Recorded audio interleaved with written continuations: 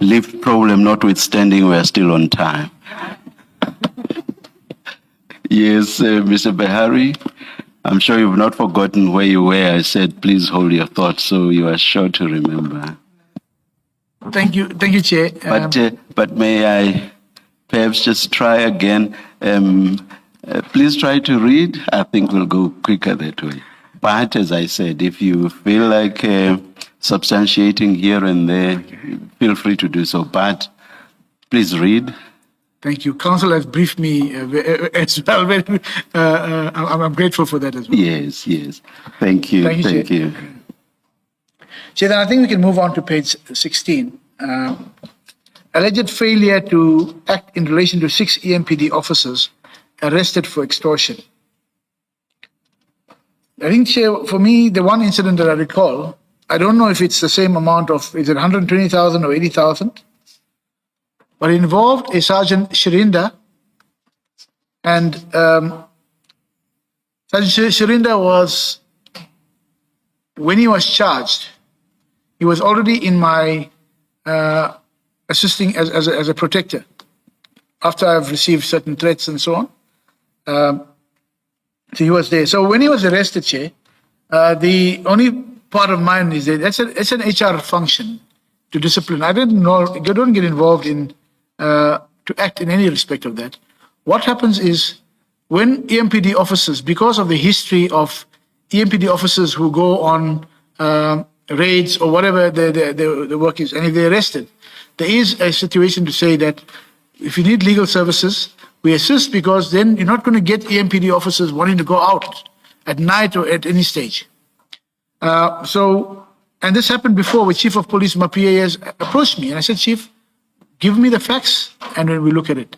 So when this incident happened, and there was a I don't know if Captain Magagula from the IPID, and it was all over the news and so on, in arresting them. So I don't play a role in that, but I did assist in terms of to secure that no other EMPD officers don't want to go out and do stuff. So give them the legal, let them follow the services. It's not something that has not been done before. It is within our capacity. We do allow them that space. The HR functions, what the HR do about it, whether they decide to wait for the criminal conviction or go ahead with that is entirely. And one of the most tricky things was Magagula in the bail application, when it was delayed, the process was delayed.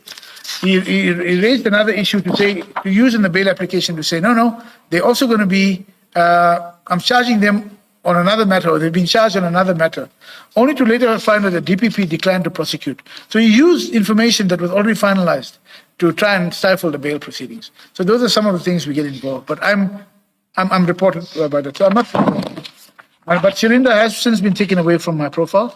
When he was with me, I had no issues. He's excellent in terms of what services he rendered while he was with me. On page 18, Chair, alleged failure to respond to a complaint by the community liaison officer implicating Brigadier.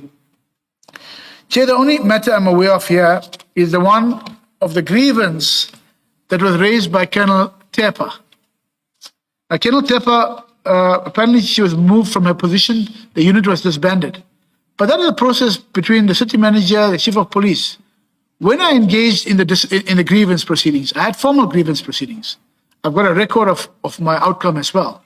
And only to be told by Mr. Ivan Duplessis that no, it was not the Brigadier Mkunazi who was acting chief of police. It was not his decision. It was the decision of chief of police Mapieye to disband. So I had nothing. I looked at the grievance. I said, but you're taking a grievance against Brigadier Mkunazi, whereas the actual decision was taken by chief of police together with the city manager. So I did the formal process for that was followed, Chief. So I deny that I ignored that, the process. And in fact, she was also represented by a union from Imatu. And I said to them, take it more seriously. If you're not happy with the grievance, you can take it on further. Alleged unlawful participation in the restructuring of the disciplinary and grievance processes. Chair, I think I've spoken to that already. It goes to that way I'm saying, Chair, nothing was unlawful. It was within the realm of the city manager to do that. And my role just came in an added compliance function.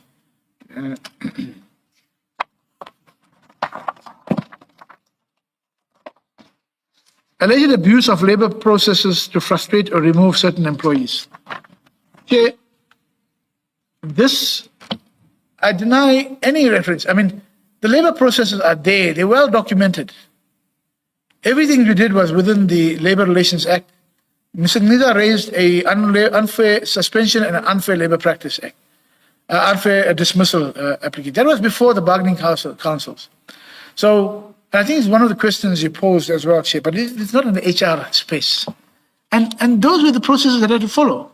Nida, we couldn't find, if you look at the, even in this, if I refer to there was, which he provided the commission was an NQF level 8. He says, I have the qualification. And he shows an NQF level 8 labor involvement. I think I have a copy as well, Chief. It's on the annexure bundle, page 32, if I'm not mistaken, Chief. Well, apologies, it's from page 28 CV, 31.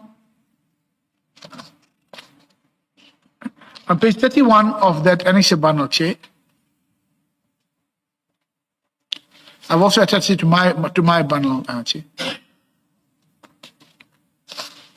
To motivate the fact that he had a qualification, he refers to an NQF level 8 advanced labor law.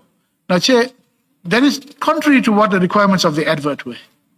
The advert spoke about the B Juris or an NQF level 7 with labor law and others as specialized subjects. Then he used this NQF level, higher level, to say, no, I'm valid within this point to get the job. He gave the commission an NQF level 8. This NQF level 8 certification only came to the attention of the HOD and during the processes in about March 2024. So this comes back from 2009 when he supposedly obtained the. Now, on his HR file, we did a vetting in 2021 of all the employees. We look at ghost employees and so on. On his employment file, I think it's important that I just touch on that and then we move on, Chair. Page 36. Page 38 of that bundle, you can see the University of South Africa Advanced Labor Law, NQF level 7. So the NQF level 8 was 48 credits. The NQF level 7 was 24 credits for the same what do I say? I can't even call it a qualification, but it seems to be a unit standard towards a qualification at NQF level 7.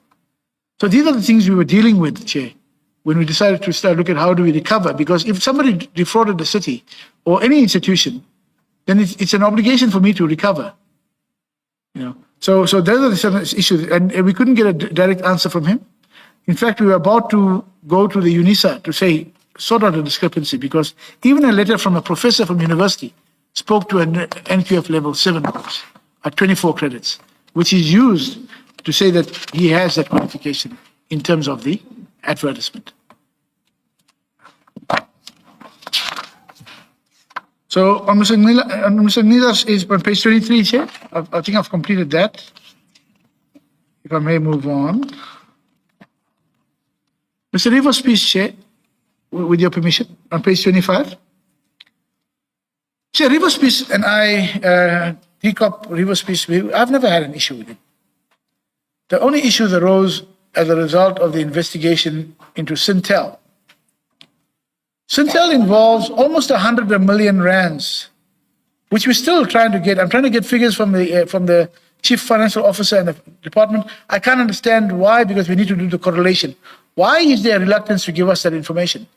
I see City of Johannesburg also now recently terminated the Sintel investigation. They were this back office finance administration people. Rivers Peace was the project manager of that. So Chief of Police in 2024 June came to me, they were trying to get extensions. But we've been saying, but don't have evergreen contracts. You can't have a company. Can you please explain what these Sintel traffic fines were? Okay. Or the Sintel traffic fine system? What exactly was that? Okay, thank you, Chair. So Sintel was a group appointed by the city so that they, when there's cameras in the road or you're doing your 341s, notices, in terms of your fines that you would be getting. There would be the fines administration part. They would be involved in collecting fines, and then there is a portion in terms of the agreement that they would withhold, and then they'll pass the rest off to the city, and then the city has a relationship with province in terms of the Road Traffic Act and all of those legislation for the administration of fines. Now, it came to a stage where the contract was coming to an end. The city decided that, you know what, we're paying too much money to Sintel, and then Sintel had already set up their own collection review, the My City. I think you can see it's My City or My Pay app, which is now linked to this R2 systems where you can be paying. Now, I was interested in the losses to the city because of the correlation. Are they accurately reflecting to the city what they should have been doing? And you also referred to an unexplained withholding of revenues. Who was withholding the revenues? Sintel, in the one matter where we found that the contract was extended, and internally they. All I needed was because this is in the context of what Commissioner Rivers Peace being disciplined. Yes. So I wanted to know whether the withholding is alleged to have been by him, or whether it is alleged to have been by Sintel. You say it was Sintel. I say Sintel. He was the project manager. He needed to get all the funds, total accounting before the contract exited. All right, that's enough. I just wanted to. Is it Sintel or was it Commissioner? All right. So thank you, Chair. Sintel. Thank you. Please but continue. Nonetheless, yes. So Sintel is still outstanding, and we're busy with that, Chair. On Kelabokile Tepa, as I've mentioned already, I think it was basically the issue of transfer of her transfer, but that was done between the chief of police, city manager, and I dealt with the brief of it. On Mapiyeche, as I said, there was a lot of engagements because it was quite serious. For me, it is sexual harassment. I've dealt with it. There was political involvement by Mr. Itzhak Berg, who was the party leader of Independent Rate Pay, IRASA, and Tanya Campbell, Mayor Campbell, and there's a councillor called Berg. Pretorius, Brandon Pretorius. So it ends up saying linking to the executive mayor. So it was not the entire council, that there were a few pockets of who were trying to exert control in terms of chief of police. And even on the settlements. And then the non-paying of attorneys, because hoping, and the effect was, by non-paying these attorneys, despite promises to pay them, there was a withdrawal from there, and which you can't blame the advocates for. And that has caused us another problem in terms of finalizing the disciplinary process of the chief of police. On page 28, 6.6, alleged improper involvement in the forensic investigation. So the BX emails, I've touched on it already. I am the Deputy Information Officer for Popia, with huge fines that can be raised because of what was the content. I raised that as a concern. The city manager then called through the chief audit executive, and they appointed. So I was never involved in the appointment and so on. I only participated thereafter in terms of any information that was required by the investigators. So my role was limited to the fact that I was concerned about the content of the email, and thereafter I raised it, escalated it, and received the report thereafter. Thank you. On page 30, Chair. Alleged failure to adequately address a grievance of Colonel Tepa. Again, that's been done. I have addressed it. I set in a grievance formal process. I have a finalized outcome, which was finding that the chief of police was the one that actually did the transfer.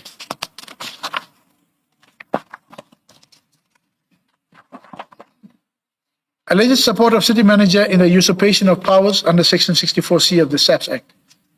Chair, I just want to spend time on this. This is, for me, even at local government level, it's still a problem at all municipalities, because there is no clear-cut place to say that you are at EMPD or a police department of the metro. You know, all those SAPs and the provincial MEC and so on have an impact on the establishment. But once that happens, there's a lot of issues that fall. So I did not at any stage usurp any powers of the chief or assist in any usurpation of powers. The 64C2B of the Act provides that the executive head of the municipal service is responsible for the recruitment. I agree with that. The executive head being the chief of police.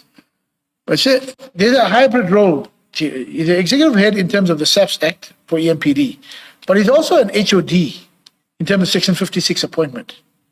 HODs at our level, we do not get involved in the appointment. The most, to the extent I would get involved maybe with a divisional head or a deputy chief of police, and maybe even the executive manager, but not at any lower levels.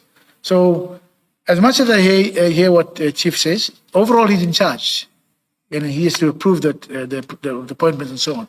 But from my side, and even in my response that I drafted, I even say I recognize that there could have been things happening. Let's do a policy that could set out very clearly who you deal with. HR will deal with the issues in terms of, I as an HOD, I don't get involved.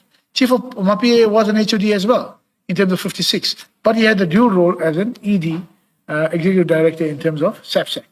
So it was a dual function, and with the respect of powers of SAPS Act, but also respect of the MFMA and the City and the Systems Act and all the legislation. I got confused when you said he doesn't get involved, but overall he has to approve. What do you mean by the last part, overall he has to approve? Okay. And in the context of the question you are dealing with, if he did not approve, would that be irregular? Chair, remember at the level of below the divisional head, maybe below the executive manager, you would have, the chief would not be directly involved in the interview process and so on. But then when the appointments come through, he should be the one approving. Even in my instance, if there's junior staff members, they will come to me to say, okay, this is what, and you can't go against what the interview panel said because you're not part of the process. So that is where I'm saying, yes, overall, he has the approving authority to say, I'm approving this, but not, and so on. But generally, it comes from appointment of a panel that he appoints. So the panel does the work, and then he looks at the work that they've done and the report, and then he says, I'm approving it. If I'm not approving it, then he'll say, I'm not approving it based on these issues that I find. So that is the process. So if he gets told after the event that 60-odd people have been promoted or several other people have been appointed to positions, would that be irregular because he would not have approved that? That's irregular, Chair, because he should have come to his knowledge to say, I've appointed all of these people. As I said, I've appointed all of these staff members, and then he would have then had the thing to say, okay, but what is this? He could have done it. So he's the head of that in that respect. SAPSAC, I trust everything. You're satisfied with that, Chair? Can I move on?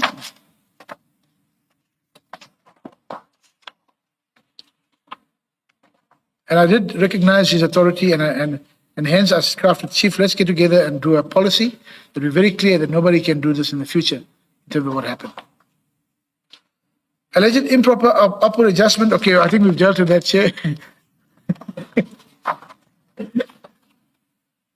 Alleged improper involvement of a draft response to IPID. Chair, I think I'm also grateful to my evidence leader to give me the last document in the bundle, which was the email from me to Linda Naika.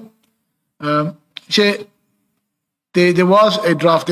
My role in the legal department, again, is to say, when we hear of anything on fraud and corruption, we go and engage on it, say, where's the fraud and corruption? What do we do?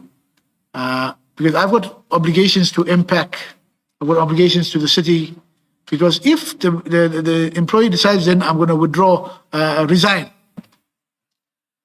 they resign quickly and they take away the salaries and the pension and so on. And then we're sitting with basically not being in a position to recover any impact of fraud and corruption. That report from IPID was addressed to the chief MAPA. It went in a meeting to the mayor and to the MMC, held by different role players in IPID. It didn't come through the administration.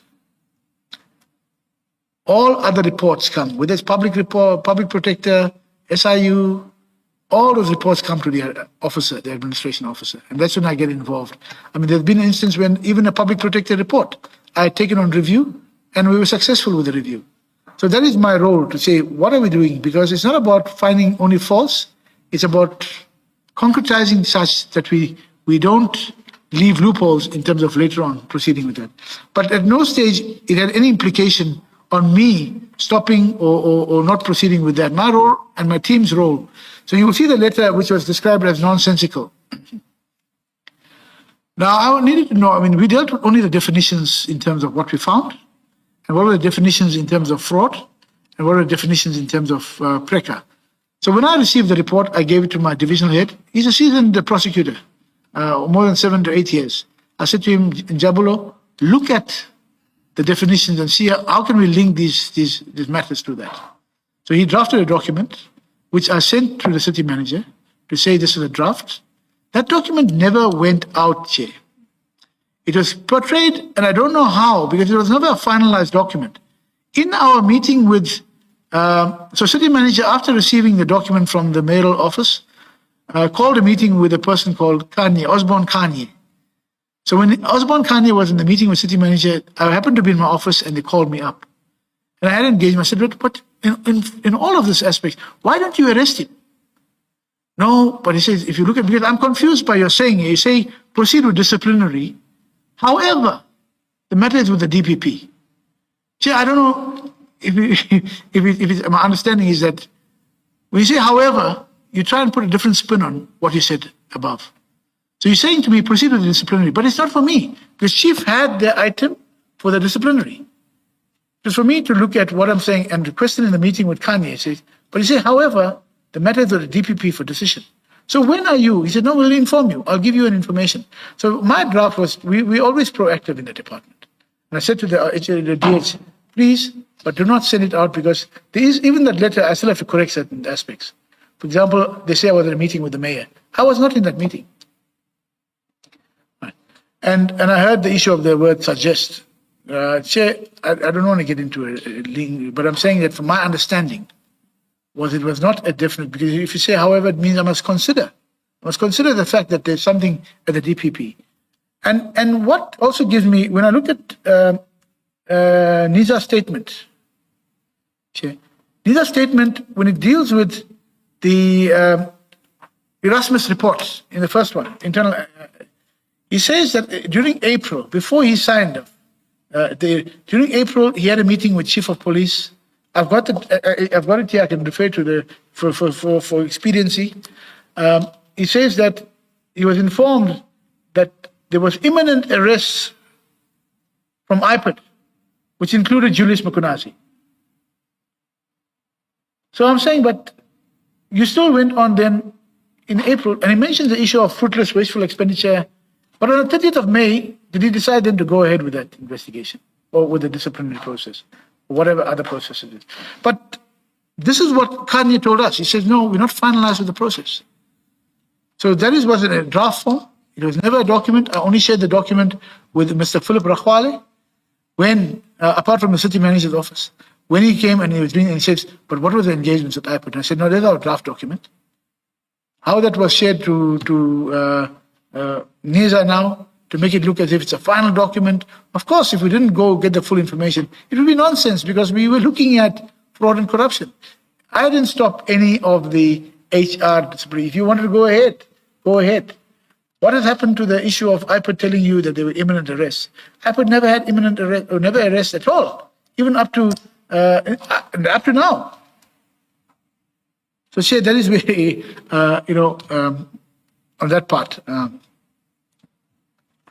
So I never improperly involved myself in that. For me, firstly, the draft was not improper, because we were preparing it as a draft document, looking at the documents, which will be finalized when the IPOD has responded.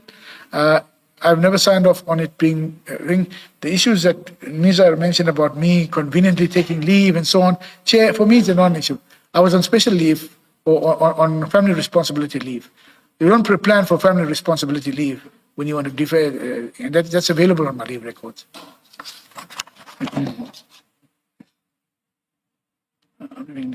Okay, Chair, the rest of it talks about that leakage and so on. If we can go, then permit me, Chair, page 39. allegations are directed EMPD officers to serve documents on Mr. Gneza. Chair, I'm not involved in any service of any documents. That is a function of HR and EMPD. Why would I do this? I wouldn't even do this on my worst enemy. Not that I have any, I don't know if any enemies that I do have. But why would I do that? Because this is an issue that talks about your integrity. It talks about the way people there. And I hear him. I mean, he's got a right to complain. But I was not part of that process, Chair.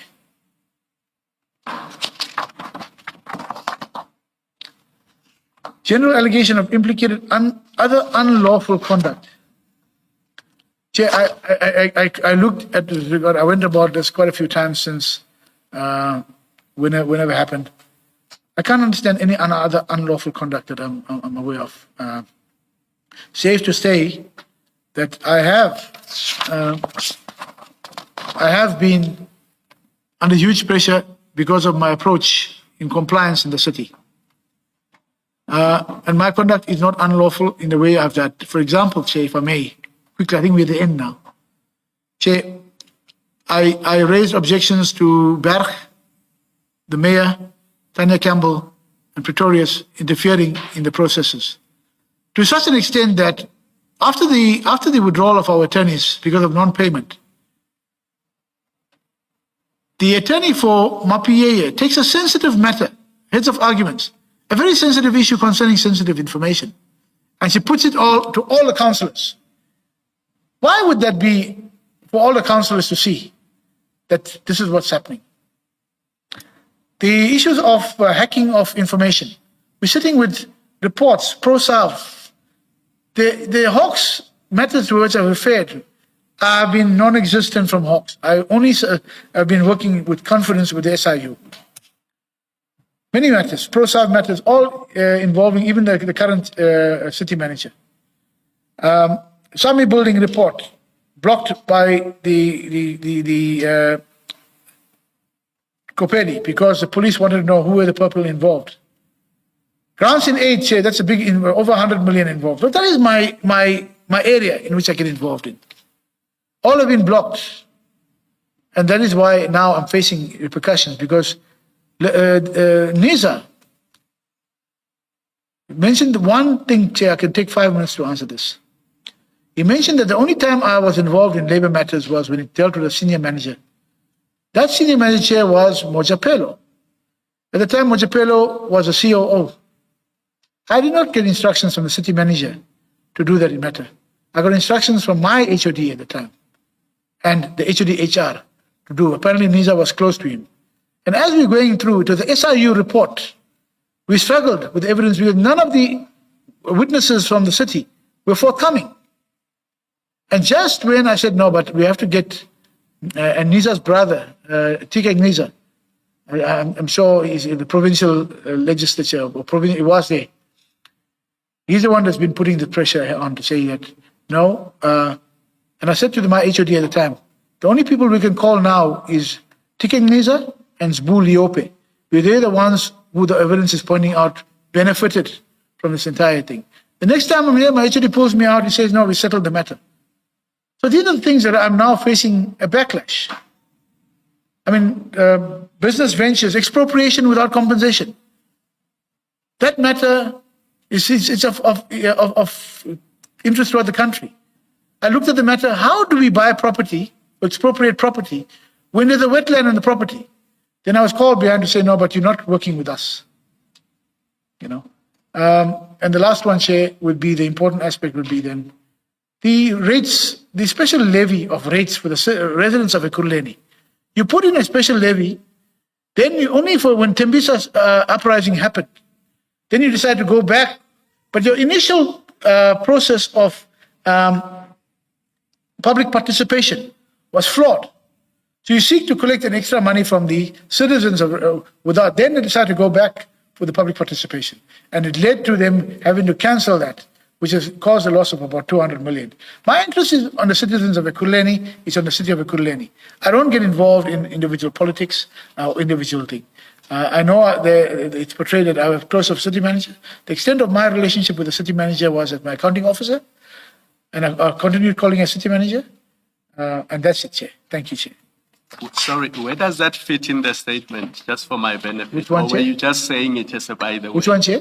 The issue of the raids and Tembisa and the uprising. It goes into Which section? I it want goes to into make the a note. the political interference part. Even the cases that were not pursued, I was being stifled from that. I've got details of that cases.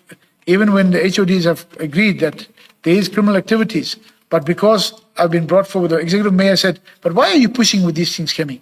And I've got a here where the former MMC for legal. The daughter benefited about 500,000. That is the allegation from a grants in aid fund, which is meant to help the poor and destitute. So, Chair, I hope, so that's part of the political interventions, the political part that I've raised too. Thank you, Chair.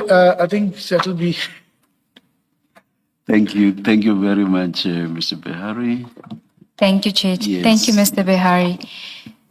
Mr. Behari, I just wanted to go back to your statement where you deal with your position prior to your appointment as a risk and legal. That was only in 2024, correct? Yes.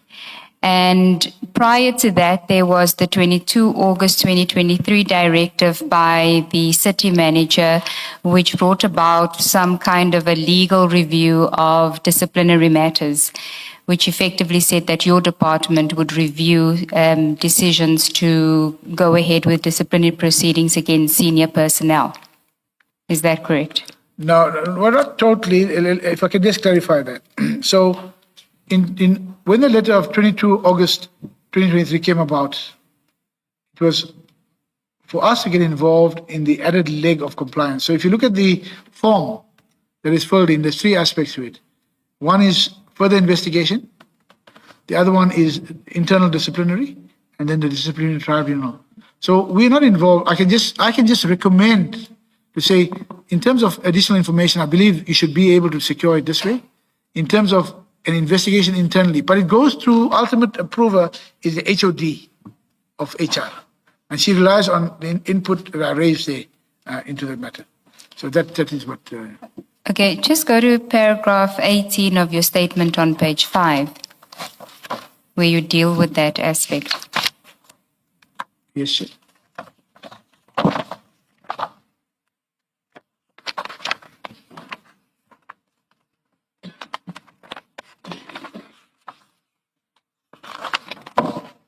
Page 5, paragraph 18, yes, sir.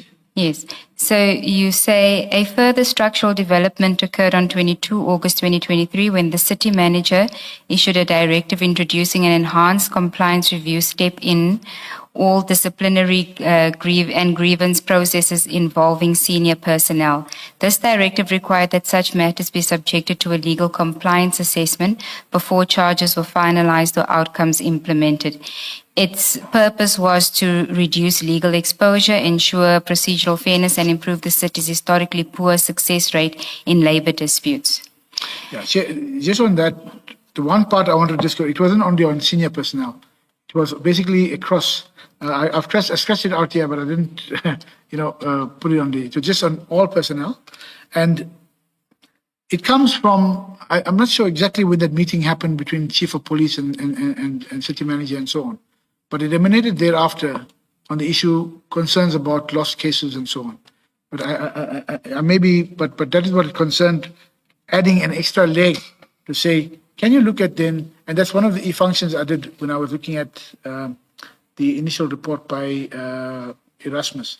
So we just brought in that experiences from there and brought it into the system to say, now, so the only person that was actually not there now, but it comes to the HOD. Kulani Niza was in any event, had to do whatever he did on that stage with the HOD's consent.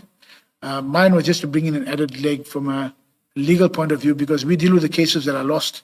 We deal with the cases thereafter that will be implemented, and that's going to other courts. So that is where it is, Chair.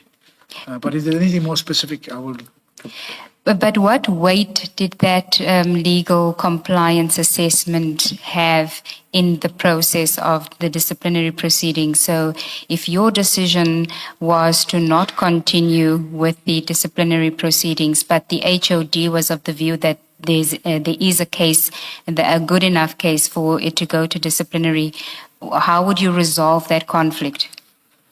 That was because it was never my role to say, in terms of approving or saying it can go to disciplinary. The HOD of the department who raises the issue will do an internal investigation.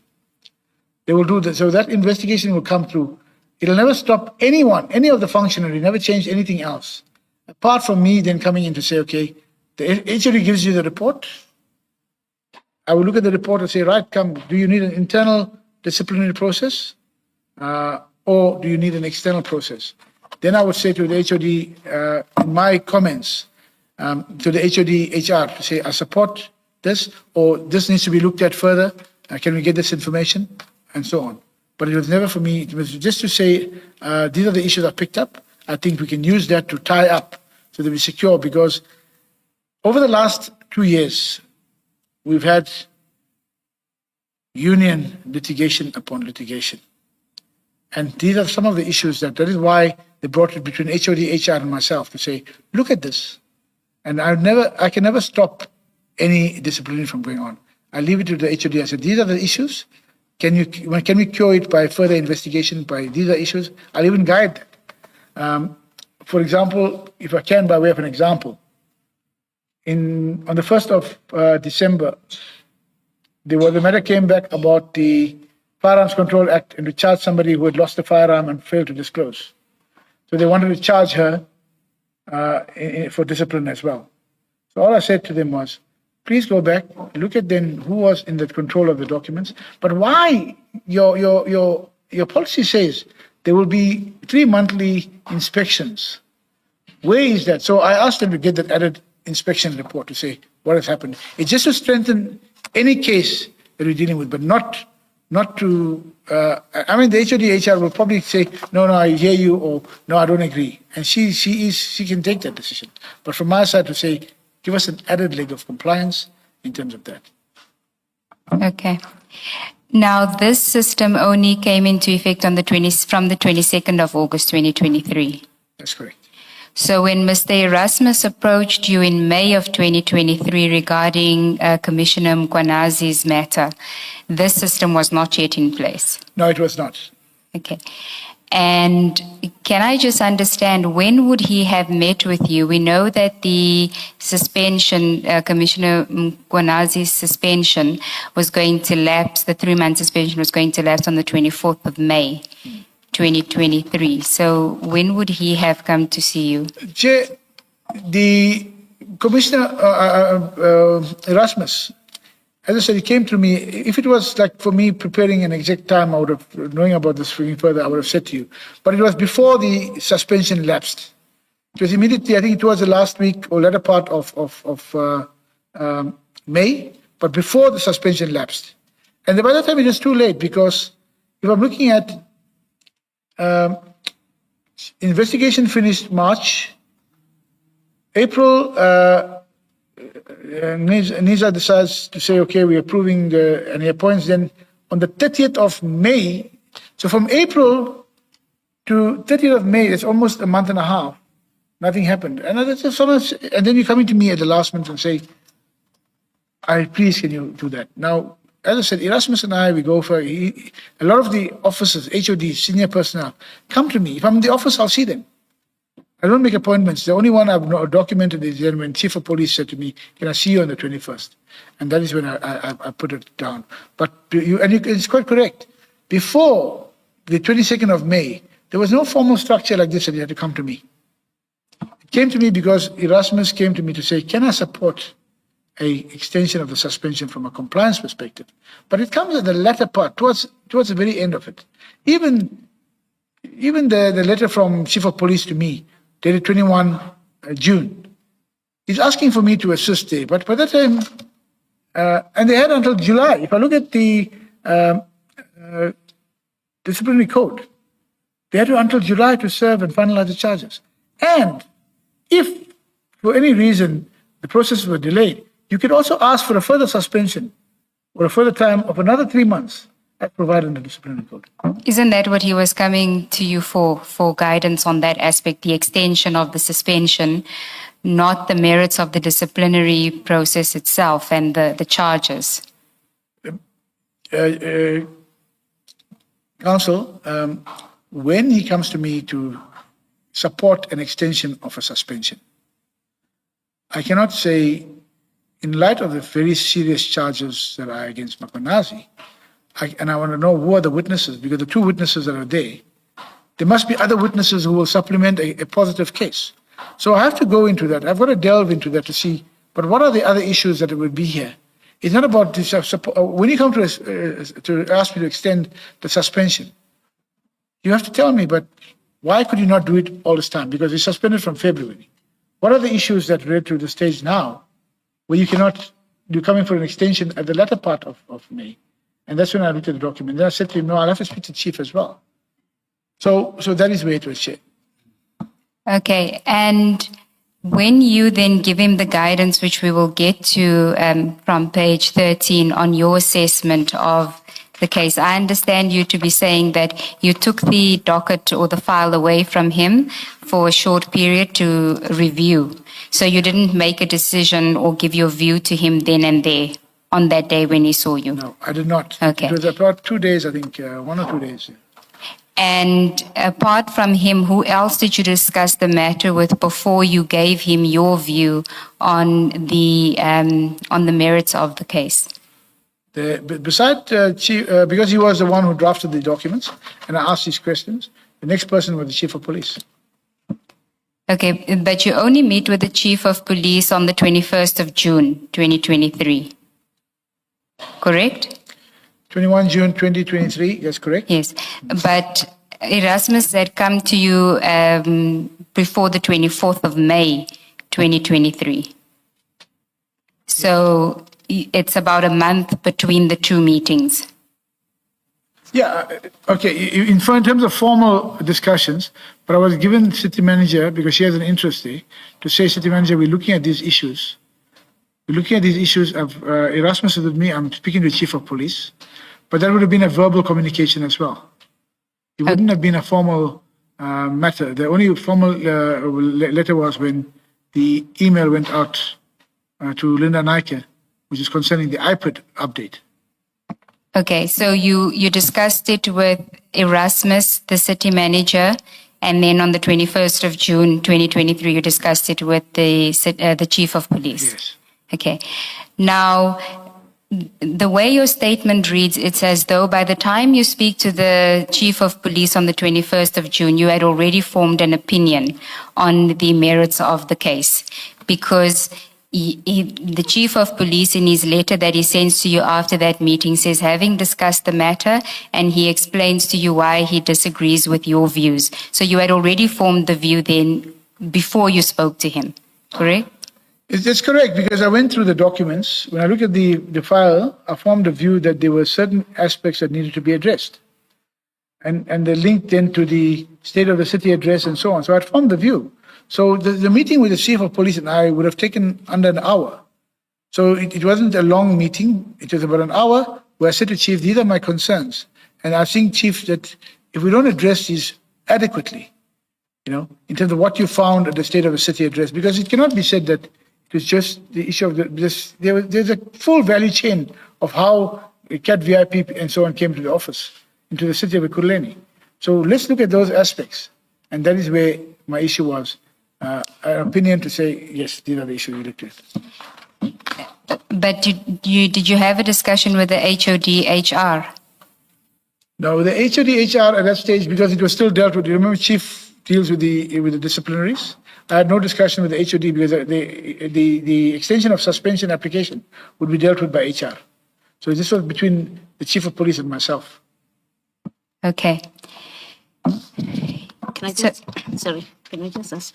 When Mr. Erasmus comes to you, or Colonel Erasmus comes to you about an extension, why did you not direct him to the HR people?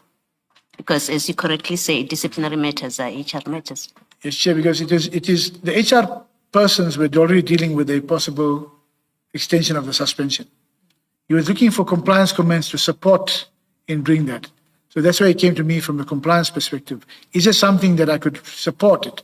Because if it goes then to the HR, it is more likely that the HR would grant a suspension. But that is when I picked up on those issues, I could not then, without having those issues addressed, grant or finalize at that stage. And I said, let's speak to the Chief of Police.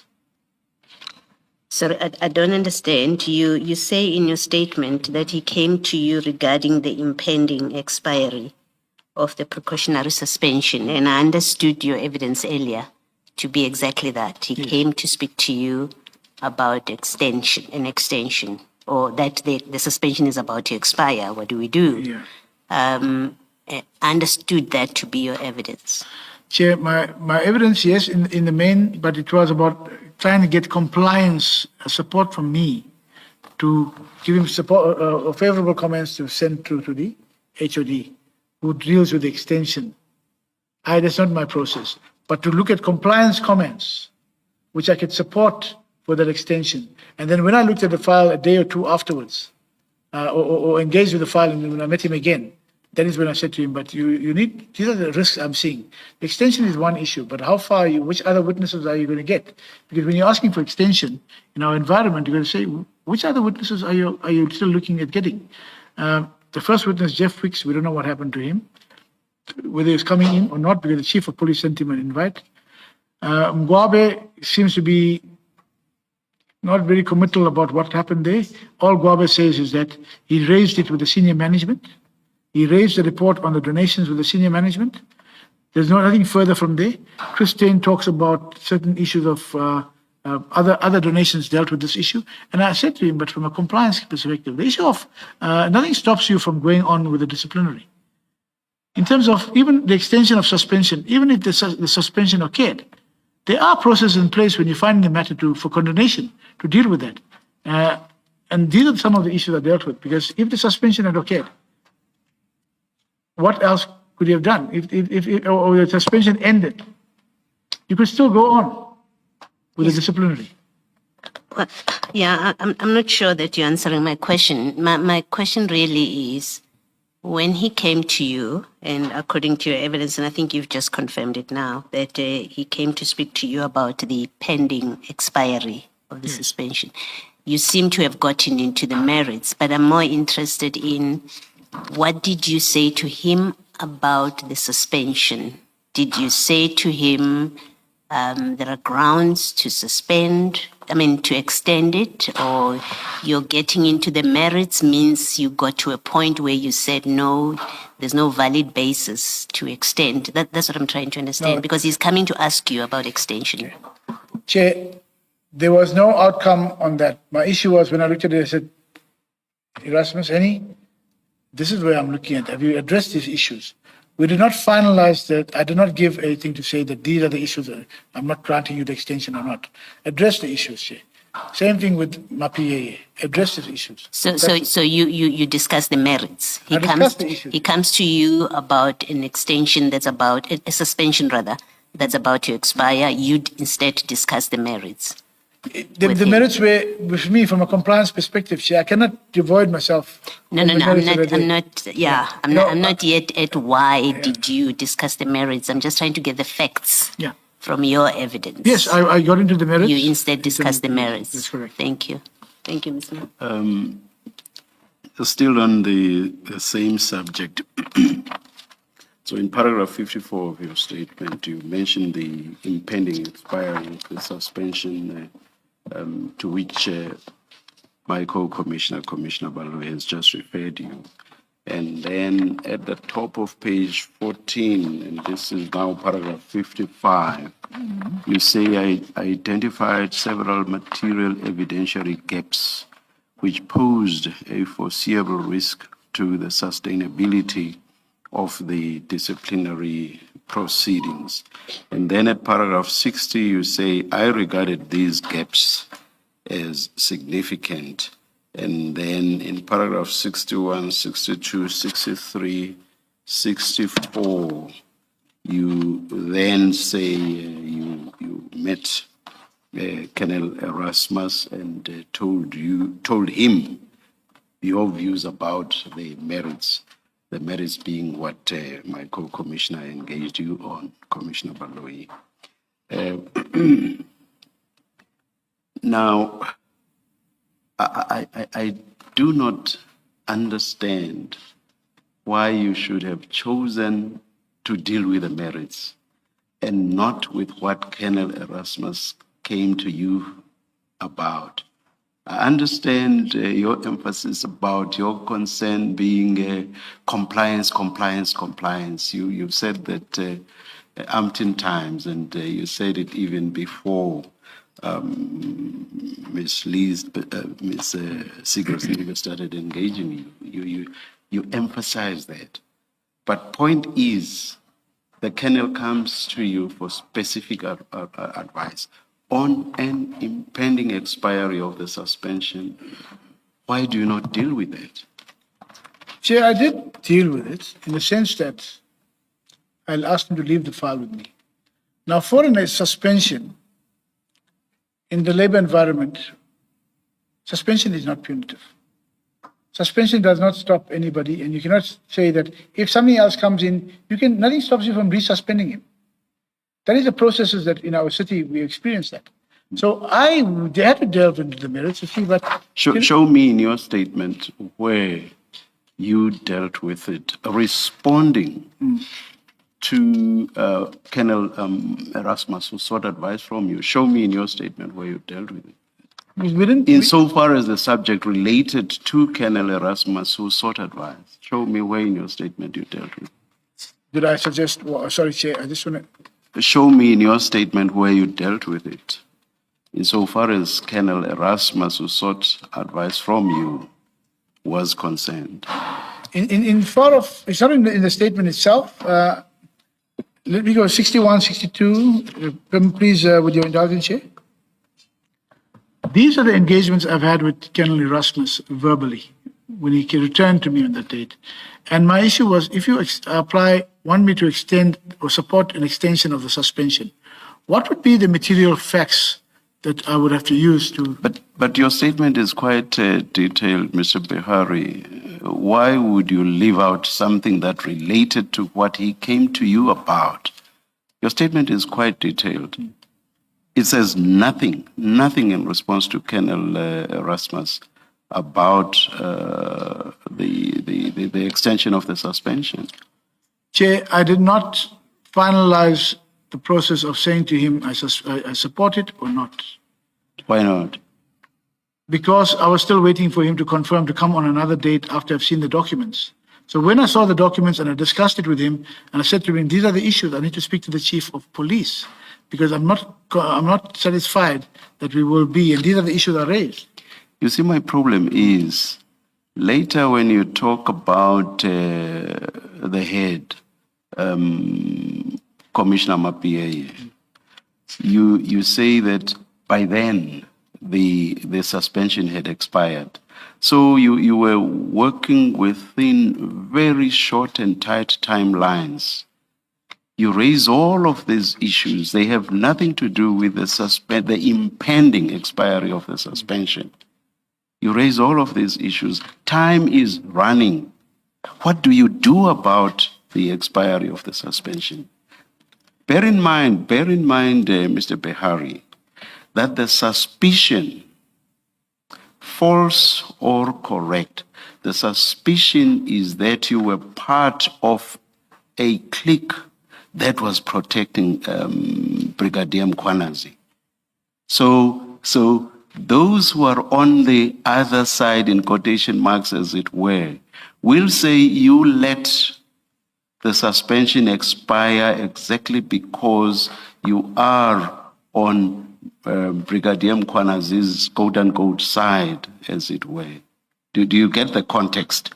I come back to my question and I ask, why did you not give advice to Colonel Erasmus on the extension of the suspension? That's what he came to you about, not all of the issues that you then raised or chose to raise with him? Why did you not give him advice on what he came to you for? Chair, Colonel Erasmus, on the second date after looking at the documents, I had to inquire, if you're going to have, you must have a reason for extending the suspension. There must be valid reasons in terms of other witnesses still to come. If he had dealt with that, he never gave me a response to my questions. Who are the witnesses? So in our engagement, if he had told me at that stage, but Mr. Behari, we bought the stuff, I need this, they would have been finalized then, Chair. He never gave me the responses. Had you taken a definitive view on what you saw as gaps? Had you taken a definitive view that says there are gaps and there is no way that these gaps may be plugged? Had you taken a definitive view in that regard? No, Chair. When I had it was a conversation with Erasmus to say, these are challenges, but tell me. Now, if you had not taken a definitive view, surely that must mean that you had not discounted the possibility that further investigations just might plug those gaps. Is that not correct? The further investigations, Chair, would have certainly plugged it if those gaps. But mine was to say to Chief. Yeah, that's enough. No, that's enough for mine. It would have been at the time, Chair, when I looked at the matter, and I said to him, "But these are the concerns I have." If he said to me, "No, I still need this witness," and so on, during our conversation, I would have had no problem with that. No. It could not simply have depended on what he said. You are the head of legal. Yes. You have just accepted now that those gaps could have been plugged. Not so. You've just said now. No, correctly, Chair. Now. How can you throw it back at him if you yourself think that these gaps can be plugged? Is the obvious thing to do not to actually give him time to plug those gaps? If, as you say, they were capable of being plugged, why don't you say, my advice to you, which is what you've come to me about, is an extension of the suspension. That will give you time to plug these gaps.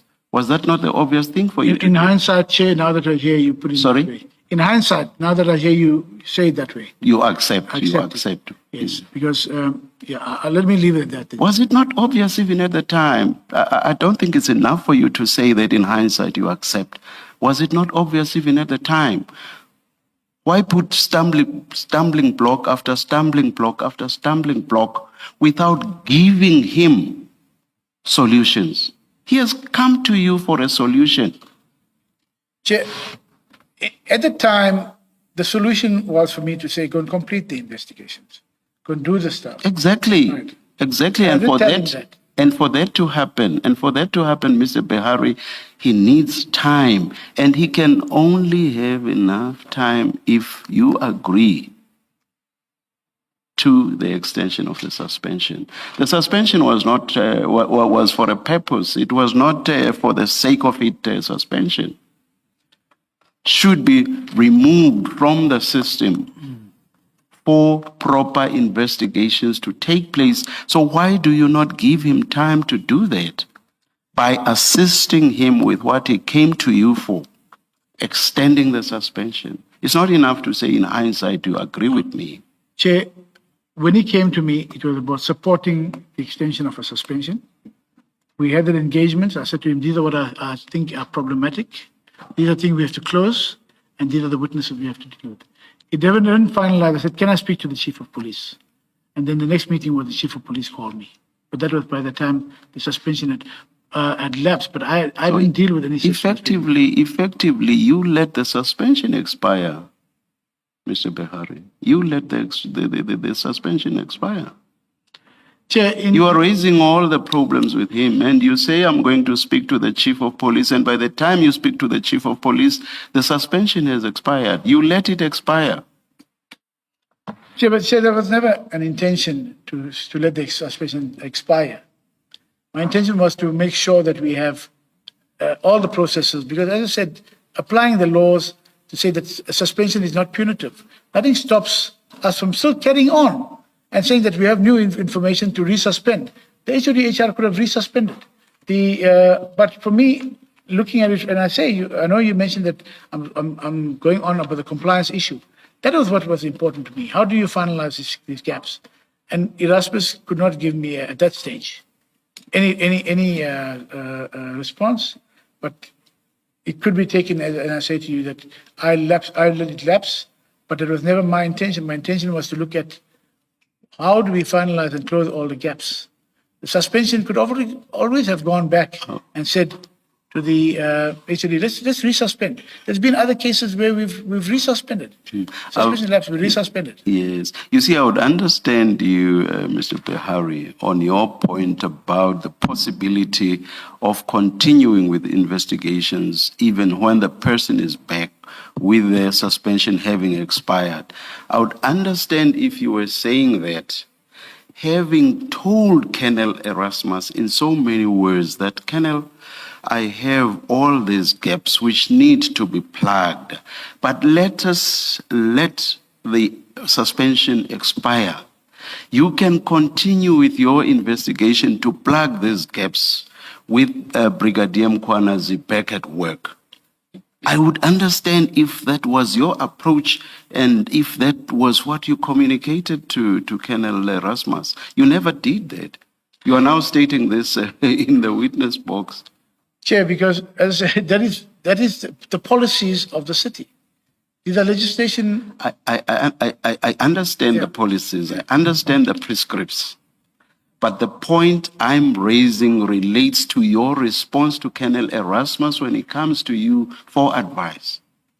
Sitting there now, you tell us that in accordance with our prescripts, even if a suspension has expired, investigations may continue.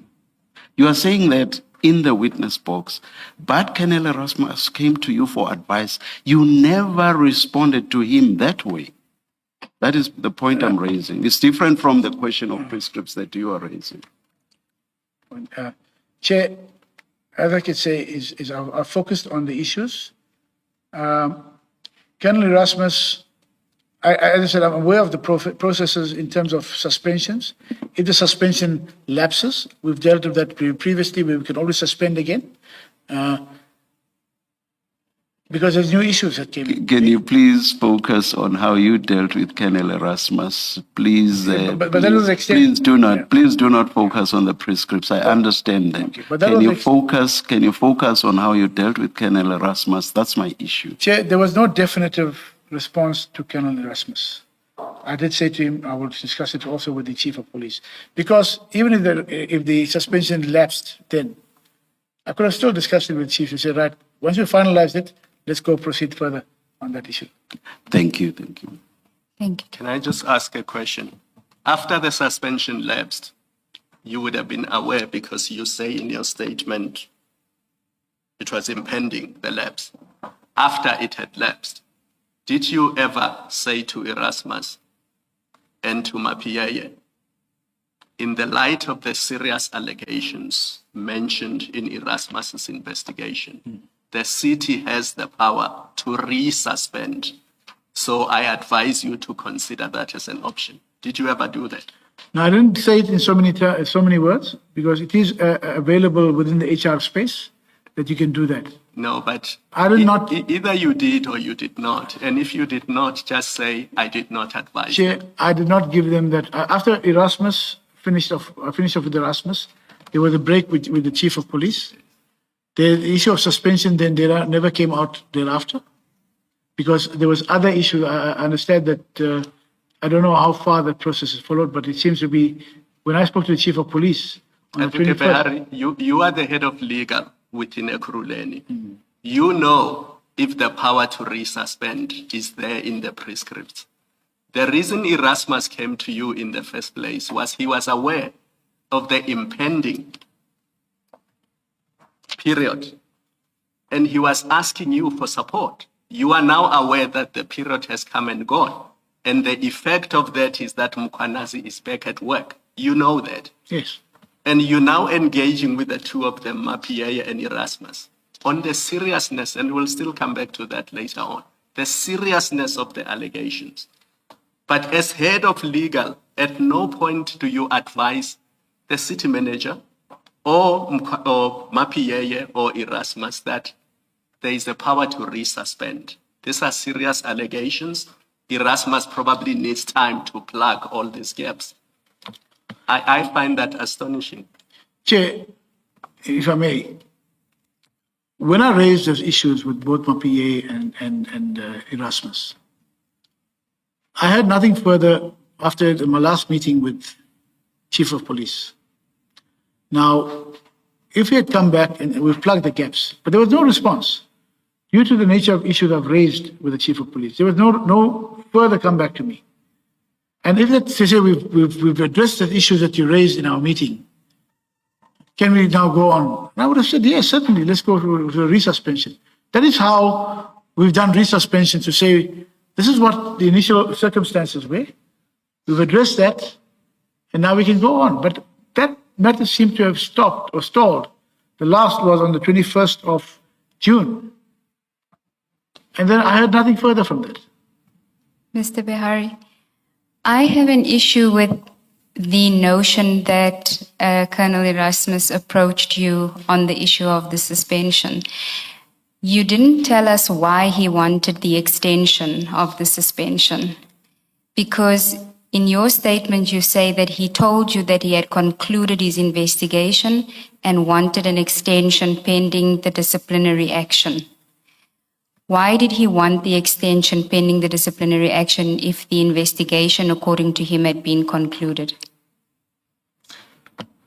Chair, those were the issues when he came to me saying that the investigation was concluded, he wanted me to support an extension. Now, if you look at the conclusion of that, when I raised these issues, but is your investigations complete? And given the fact of the witnesses that you're going to call for the disciplinary inquiry, I extended that to say, but these are the witnesses. Do you not have to revisit anything? Are there any other witnesses? Do you have to get a statement from Mr. Jeff Weeks? Do you have to look at the engagements with Mwabe, Christine? So if those had been completed and returned to me, certainly we could have suspended, but anyway, I would have supported another suspension through the HR processes.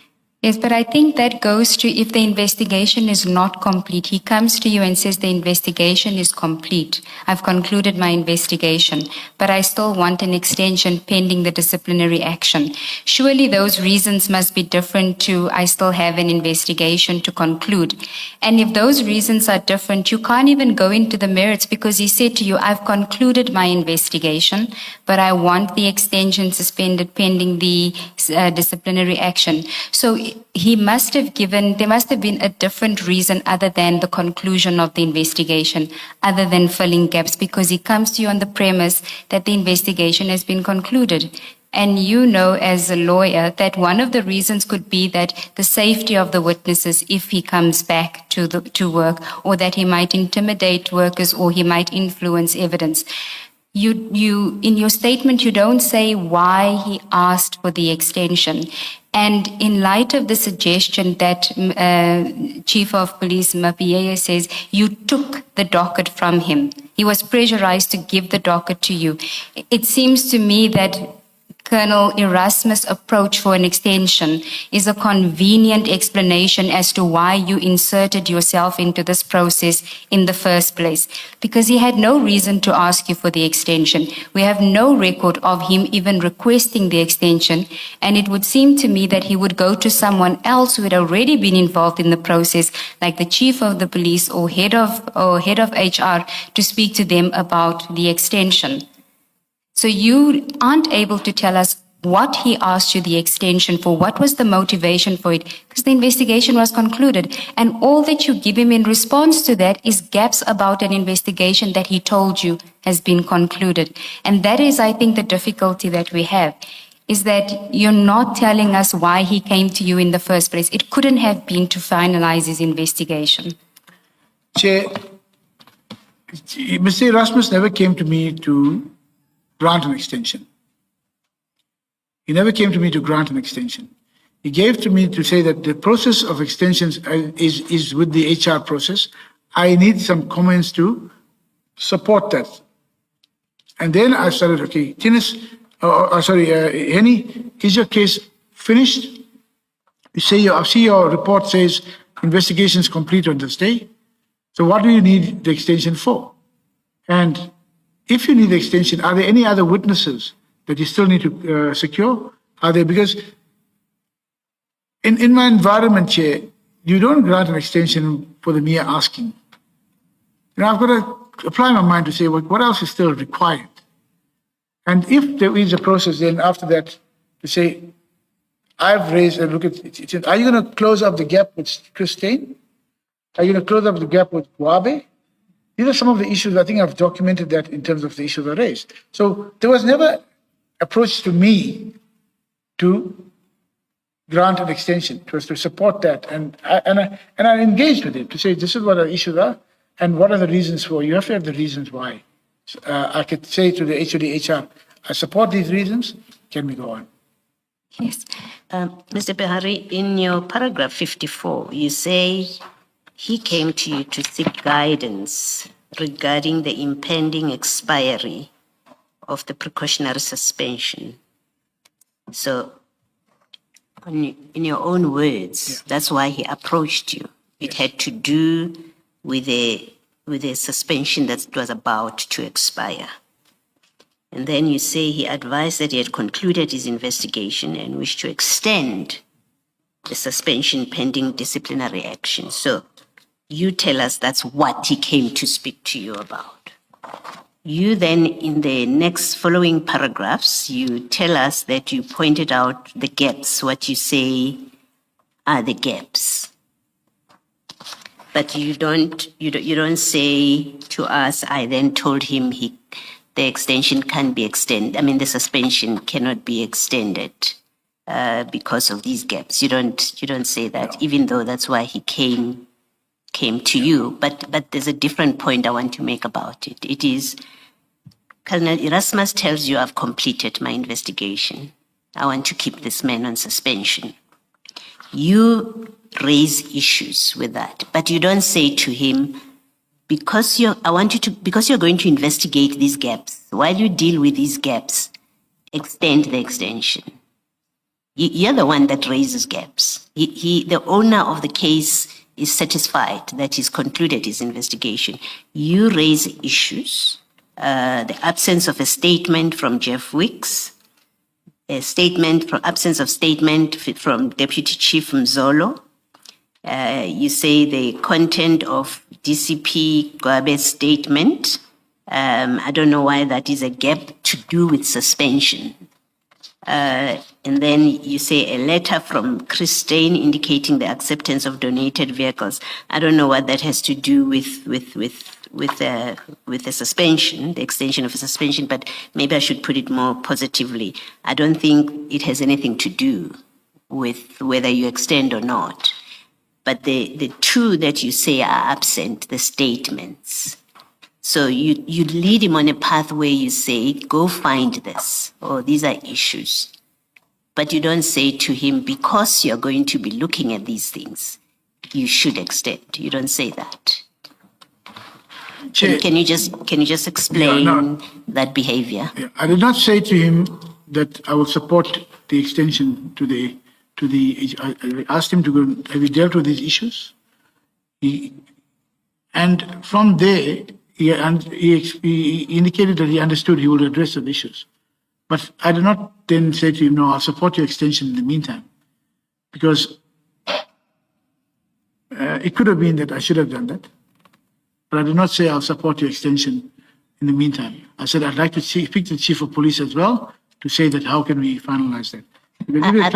I think that the problem, and what I'm asking you to explain, is when you say to him, go and close these gaps, how is it that you don't say to him, in the meantime, while you are looking at these gaps, you should extend the suspension? I mean, that's why he came to you. He wants to extend the suspension. You raise problems to do with his matter. And then you don't say to him, because you're going to address, while you address these two issues, or these four issues according to you, then there should be an extension. You don't say that to him. And I'm asking you to explain the absence of that kind of advice to him after you pointed out gaps that he needs to go and investigate further, according to you. Chair, when I guided or for the guidance in the engagements with Erasmus, when I pointed out these issues to deal with, at that stage, Chair, when he came to me, I did not have to say, what are the grounds for further extension of this process? Because you said to me your investigations are complete. Yes, I opened certain issues and to go that. So knowing that there could have been a resuspension when it was finalized, I then did, in fact, yes, I did not deal with it totally. Instead of saying to him, I've guided you in this way, maybe I ought to have done that. But I did not do it at that stage. It's not even a maybe to me, at least how I think about it. It seems to be the logical conclusion, should have been the logical conclusion of your discussion, because the reason he comes is, what do I do? His suspension is about to expire. I need to talk to you about that. You don't advise him on that. You're silent about that. Instead, you give him problems, right? You say to him, go address these gaps. And I'm saying to you, it seems to me, in fact, it seems to me that the logical conclusion of this conversation, where you have pointed out problems, would and should have been, no, you don't have a good reason to to extend the suspension, or in the light of these further investigations, and I suggest it should be the latter, in the light of these further investigations that I'm indicating to you, that in itself is a ground to extend. You should extend it before it expires. I don't understand how you did not advise on this that he approached you about, especially where the only advice, or reasonable advice rather, let me say, would have been, in the light of the issues I've raised with you, you do have a reason to go and extend the suspension. Chair, I believe at that stage it would be premature for me to have done that, to have supported the extension. And then by that time, I understood from him there was already an extension request to the HR department. But he was coming to me to give that added aspect. And for me, I believe it will be premature until we finalize those issues that I had raised. So I didn't proceed that way. So are you saying when he came to you to ask you for advice or to have a discussion with you about the extension of the suspension, a request had already been made to HR to extend? That's what I understood. There was some, so he wanted me to give him comments that could have been supporting, they could take it to HR. And that is when I raised the issue. I understood that it was already going to HR for the extension of the suspension. So your discussion with him about the extension would have been a waste of time then, if the request was already with HR? Well, if I could, if it was still at HR, and if I give him, if everything was in order there, and I found the reason, I could have sent through the support to the HR department. Thank you.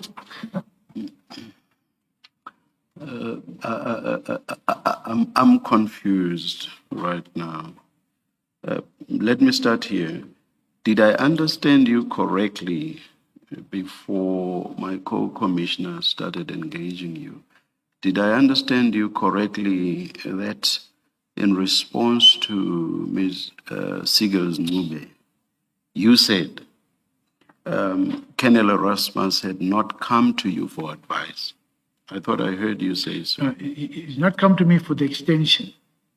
He's come to me to deal with the guidance. He had not come to you for advice on the extension. No. Not come to me for an extension. I think that is where I understood to talk about an extension itself. But he had come to me for advice to look at how we could support the extension through the HR process.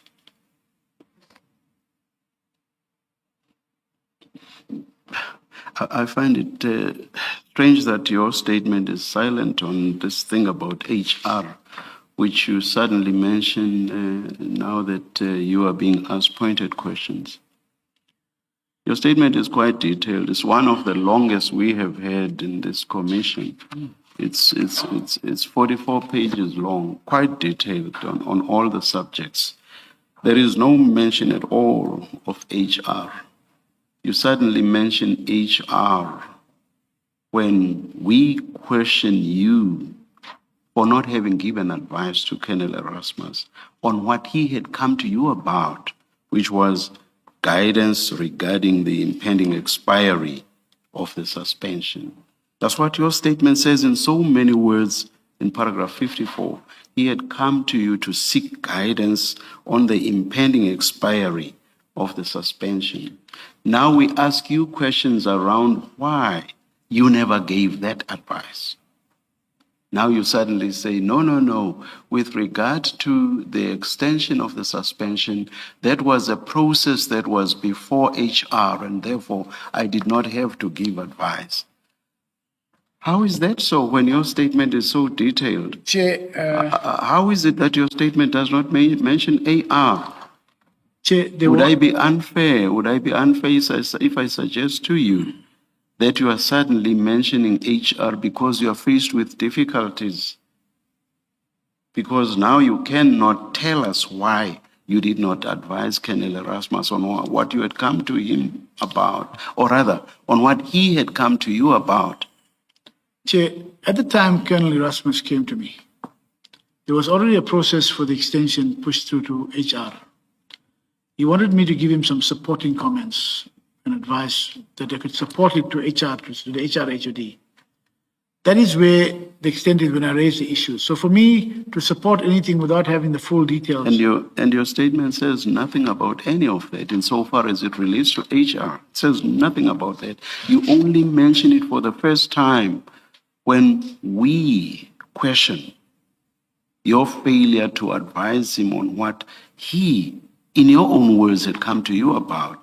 That's when you mention HR for the first time. Yes, it gives you a way out. You try to get away from the difficulty facing you by suddenly mentioning HR.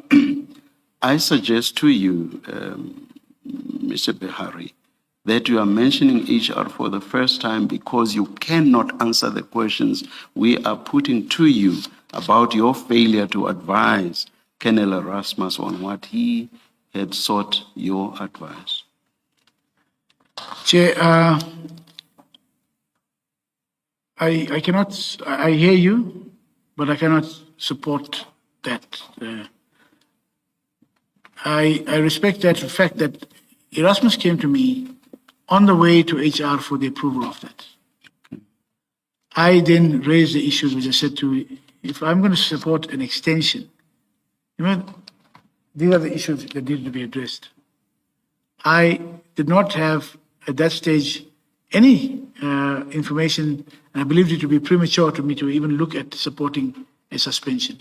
That was the process already going through. So yes, my statement doesn't deal with HR because I've dealt with what I was dealing with Erasmus. This has come through now in terms of when we engaged, there was a process for extension because the extension of the suspension would have had to be before the end of,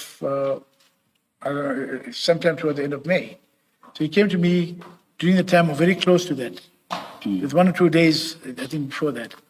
So even if I'd asked for any further information and extended that, I understood it, but it was a process on its way to HR. So my apologies if I didn't, in my statement, deal with it. But that is the process there at HR. I was in the way to say, so please, can you support this? I raised issues on what. And what you raised as gaps, were these even gaps? Let's look at the first one, the one about an outstanding statement from Mr. Jeff Wicks. Mr. Jeff Wicks had raised issues that were or ought to have been within the knowledge of EMPD officials. Is that not correct? Chair, with regard to Jeff Wicks, it came to the knowledge of EMPD officials, Rivers Peace, through Jeff Wicks. Yeah. Now, in my engagements, whatever issues we're dealing with, we have a primary, in terms of the value chain of the evidence, to say, who did you get the information from? So if Jeff Wicks was there, and Chief of Police wrote a letter to Jeff Wicks, so I asked him, did Jeff Wicks respond? Because there was a letter. So either Jeff Wicks said, no, I'm not coming to the process or whatever. He wasn't there. It wasn't obvious from that engagement. Then the next witness was Mzolo. No. Before you move to someone else, I'm saying the issues raised by Mr. Jeff Weeks were issues that the EMPD could, within the EMPD, have been able to establish for itself. Is that correct or not? It would not have been, the issue of the blue lights, they could have done that. The issue of the donations, they could have done it. It's correct. Yes. But still, it must emanate from somewhere, Chair. The investigation comes from somewhere. It comes from Mr. Weeks. If there's any questions posed to EMPD, All that he did was to bring into the public domain facts of which the EMPD people were either aware or could easily have become aware, and you've already accepted that. Yeah. So I don't understand why you would have insisted on a statement by Mr. Jeff Weeks. I don't understand that. Chair, I did not insist and say he must get a statement from Jeff Weeks. But that was one of your gaps. Yes, the names were there to say, did you get a statement from Jeff Weeks? Because after the letter from Chief of Police Weeks, we had nothing further. So if you were saying to me that Weeks is not prepared to come, then that's a different story, Chair. But that seemed to be still an outstanding matter, which I was not made aware of. Outstanding matter for the sake of it, Mr. Behari, so far as I'm concerned. And truth be told, were you seriously expecting to get a statement from Mr. Jeff Weeks? I'm not suggesting that journalists should not give statements, but you and I know the attitude of journalists. Were you seriously expecting to get a statement from Jeff Weeks?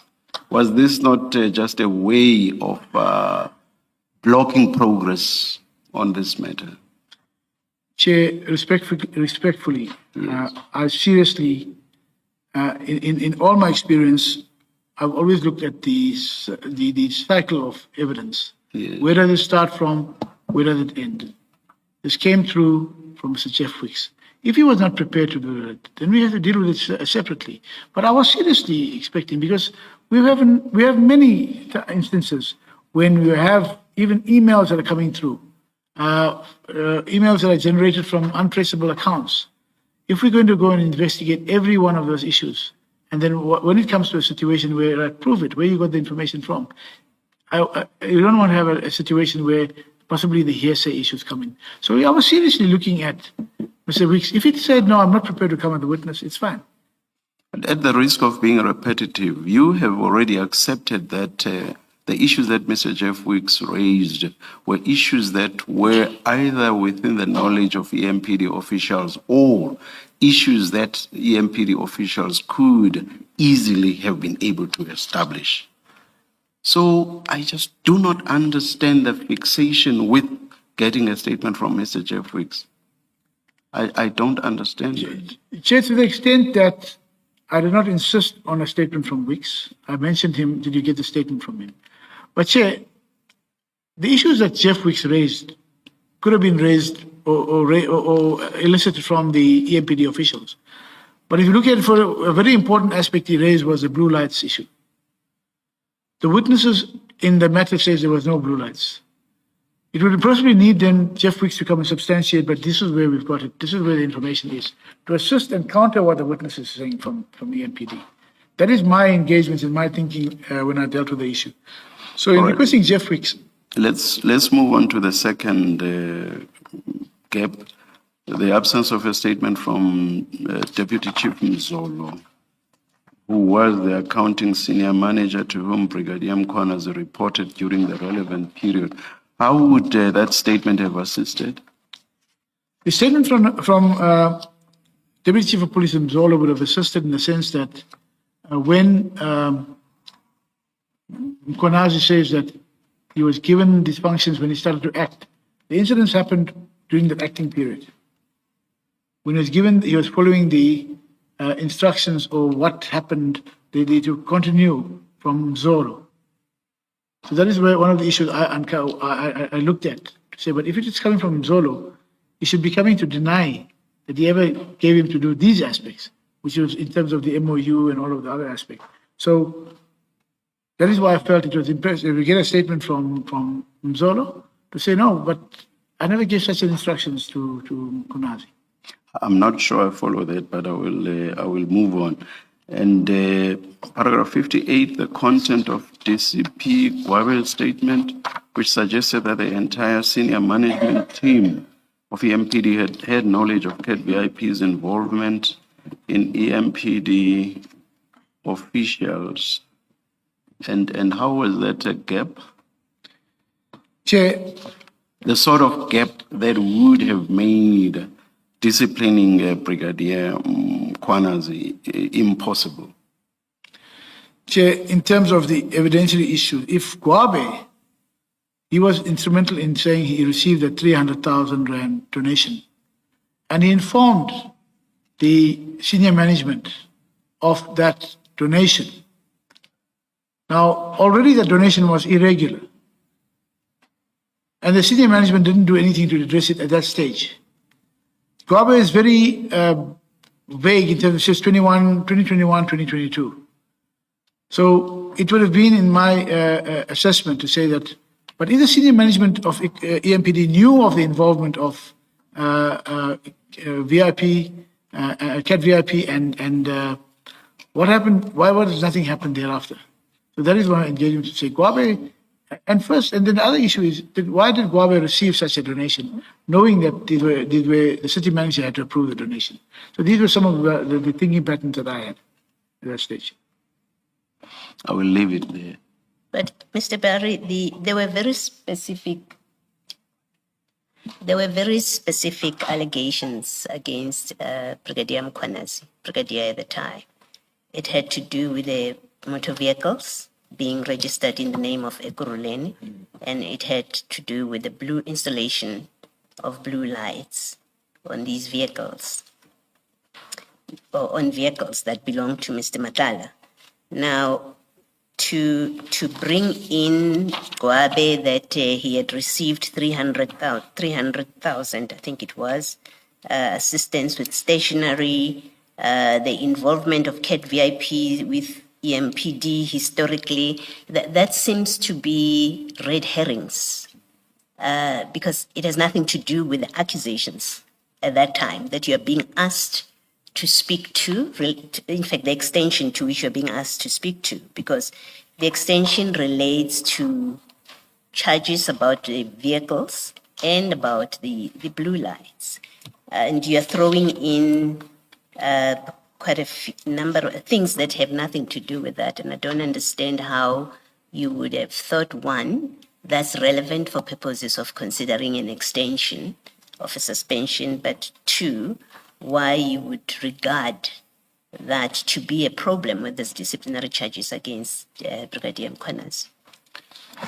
Thank you, Chair. I believed that they were crucial issues because it comes into the entire investigative diary or the docket. In terms of the blue lights issue, that was the allegation against... No, sorry, when you say it comes into the entire the investigation investigative docket, diary, what are you talking about? the information that was in the docket itself, to talk about donations. So the donations being specific to the vehicles, that in terms of the only witness that was going to be there that I could ascertain from Erasmus was Christine. Now if Christine says that, but we did this, and when Mkhwanazi comes to us, told him what the process is. Yes. And that process is totally different. Or what We've done this before. That's what Christine says. Yes. Now, in what way then would it be an implication that you want to finalize and make sure that the case against Mkhwanazi is strong? That is what we're looking at. So if you have a witness, the sole witness being to say in terms of donations that, no, we've done this before, how would that then render the allegations against Mkhwanazi a problem? Because you have the one witness you're relying on who's saying something different. Well, are you suggesting as head of legal that because Steyn says I've done this before, nobody can be disciplined for it, even if it is against municipal policies and against the law? Surely that's not the suggestion you're making. No, Chair, that's not my suggestion. What I'm saying is in looking at the matter holistically.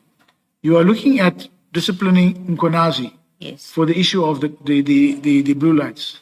Registering vehicles in the name of the EMPD. vehicles. Right? Yes. So the only witness there, Stein, says it has been done before. But Stein is the one who guided Mkonazi, according to his statement, to say, we accept this on a letter. Give me a letter from the donor. And on that basis, that donation happened. Because Mkonazi, given the letter, has paid his directive. Now, it's not okay, because that is where my concern is. If he says that we've been dealing with it previously, we've dealt with it in this way, it means that all these donations have been irregular. I think Yes, even and you're saying you Yeah. can't discipline Mkwanazi because it has been done before. That's what Stein is telling us. No, I've not said that, Chair. What I'm saying is it makes your case against. Remember, we have to look at a case that is winnable. We have to look at a case that is going to be not have any implications coming back. So no one said don't discipline Mkonazi. But then I'm saying is, but Mkonazi says he relied on that. So Chris Stein has been doing something. So why not add? You throw your net wide enough to deal with all the aspects who are dealing with illegalities. If it's only Mkonazi, he will say, I've relied on Chris Stein. And Mwabe, Isn't that what a disciplinary hearing is about? It is to ventilate the allegations and the evidence that is presented in support thereof, and then your independent presiding officer will make a decision about it. Your management here, you proactively, that's not what you tell us, that's not what Erasmus came to discuss with you, but you take it upon yourself to start commenting on the strength of this case, that it is unwinnable or it's unsustainable. So you volunteer to do that. But your volunteering and the views that you express are to discourage, because that's really what you're doing here. Your comments are to discourage. You say this case is not sustainable. That's really what you're doing. It's not sustainable because Chris Stein told him this. You make no reference to policy. You don't say to Erasmus and to us here that, the policy of the municipality or the conduct of the municipality indeed is such that that's how it was done. Or we've always waived where the people continue to do the same thing. We generally don't discipline. You don't do any of that. What you do is you say, well, Stein says, then you can't, why would you discipline Mkwanazi? How can you succeed against Mkwanazi if Stein says that's what happened? Maybe Stein is lying. You don't seem to have applied yourself to interrogating what Stein says.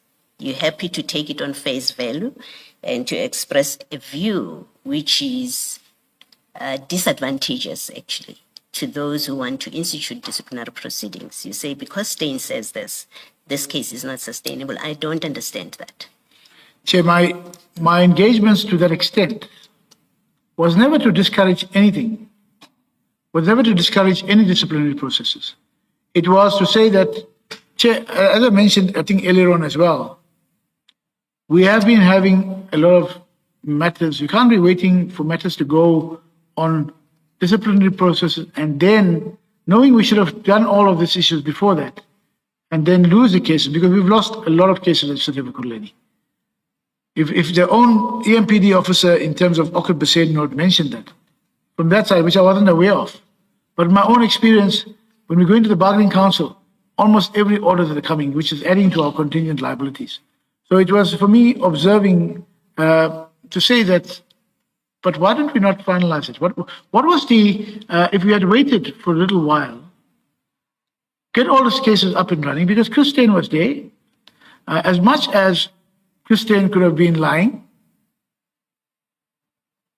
that would have to be tested. So how do you wait for Chris Stein to go there and lie in a formal processes, and then not have a substantiated witnesses in terms of how do you prove that he's lying?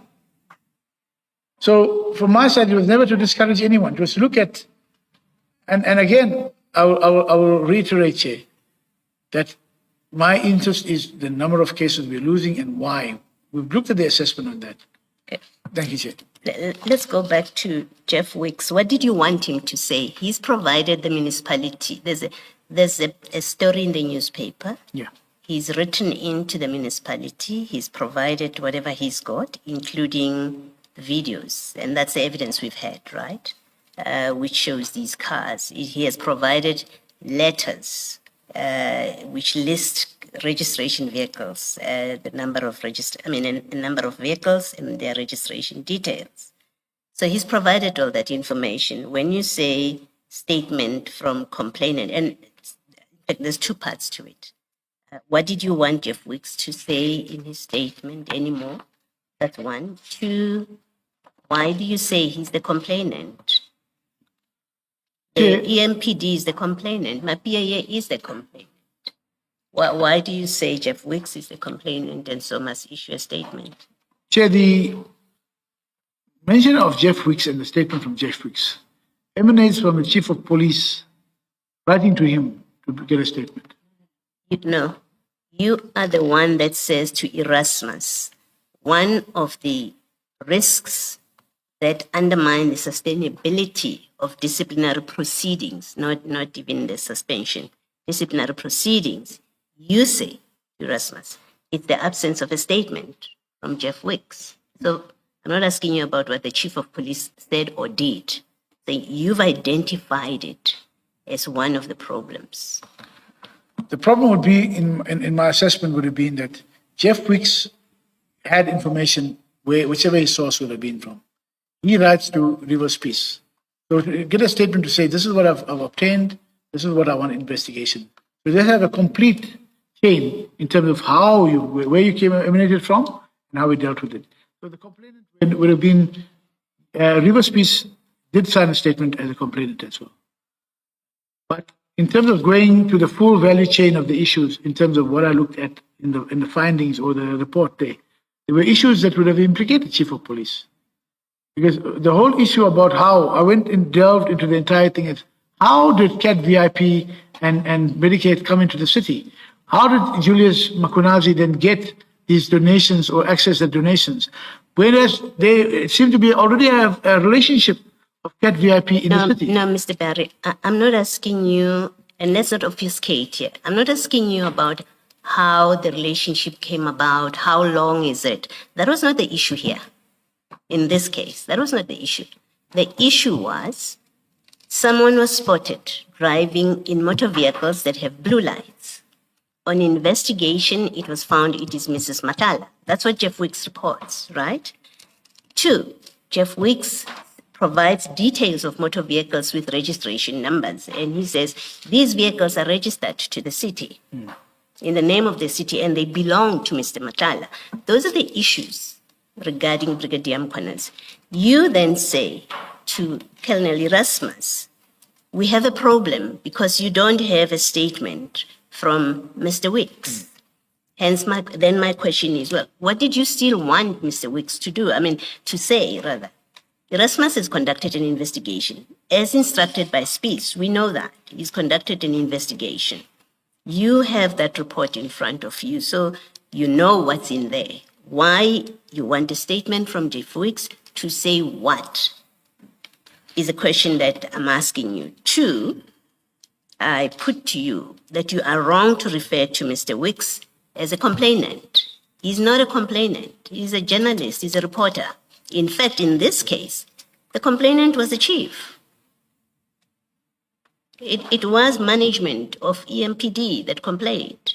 It's not Mr. Wicks. So this when you say to Erasmus that Wicks is the complainant and therefore must give a statement, it's all wrong. There's no basis for it. May I respond? Chair, the issue of Wicks was that he brought the issue to the complainant is not, as I said, looking at he brought the entire transfer of the vehicles, donations to the attention of the city. Right. Now, why I looked at it is important in terms of proceeding to look at, maybe it's my old school or very old school, in terms of having a complete value chain in terms of where does a complaint emanate from. If it came from Wicks, that's all in good. It came from Wicks, but in terms of then linking that to the witnesses, Wicks would have been able to concretize where Chris Steyn says there was no blue lights fitted. Where do we look at other options? Because it's a very serious issue about the blue lights. Where then we would look at other options in terms of who else could be proving.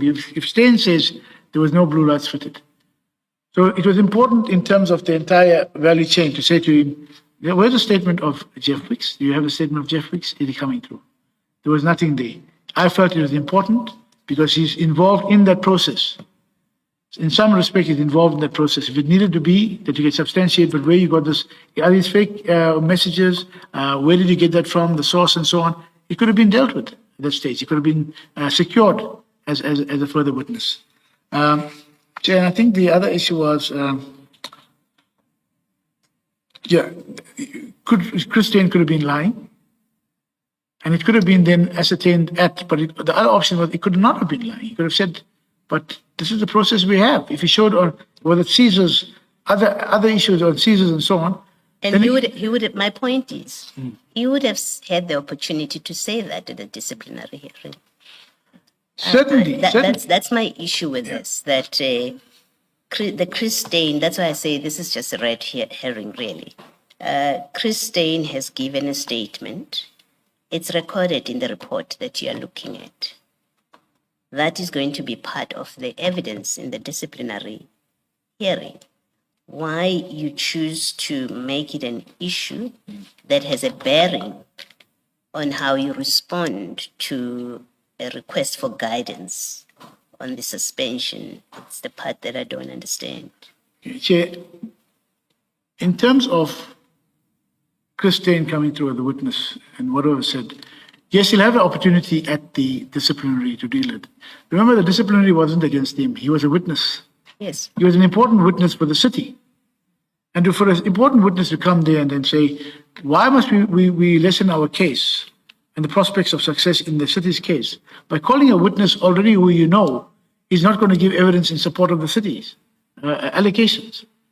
For me, it would not have supported it, because you know he's not giving evidence. What other evidence can we get to make sure that the city's case is strengthened? So that's Anyway, my yes. question. I've had your answer, Mr. Behari.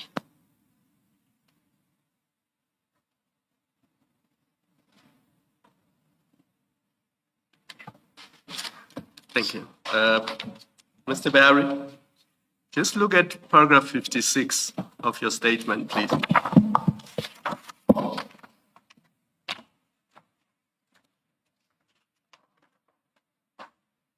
See, let's try to read it again. You say there, absence of the statement from the complainant, Mr. Wicks, notwithstanding documented attempts by EMPD to procure his cooperation. So by this point, you know they've asked him for the statement and he doesn't want to give it. Chair, there was no direct response to say, I'm not coming. There was just a letter from the chief of police to him. And I asked Erasmus, was there a statement forthcoming? There was no response from Jeff Wicks to say, I'm not prepared to come. Yes, so you say there in your own words, notwithstanding documented attempts by MPD to procure his cooperation. So you knew at this point that they've asked for it, yes, and he was not providing it.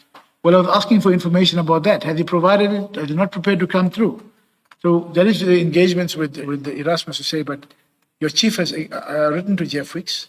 Has he responded? Or did he just keep quiet? And let's assume that he did not come through. How does that then result in the charges against Mr. Mkhwanazi not being sustainable? Because that's what you say in the latter part of paragraph 56. You say these gaps, the 4 gaps you have identified, they pose foreseeable risk to the sustainability of the disciplinary proceedings. So you're basically saying without these things, the proceedings are not sustainable. This is the legal advice you're giving to people who are coming to you for advice. Explain to me how the absence of that statement renders the legal proceedings unsustainable. The absence of the statement from Jeff Wicks, as the disputes arise in the disciplinary process, it was for me to say, as I said, to look at the value chain. Where did it emanate from? How do you finalize who comes in? It's not going to be it's not a sole determinant to say that these prospects are weak, or it's not going to be sustainable. But in the entire cycle, it emanates from someone, it emanates from Jeff Wicks. What did the EMPD deal with? And did the EMPD not know about this before? Before these blue lights issues, was it the first time that the EMPD became aware of this at this stage? So, in looking at holistically at the evidence, it was very important.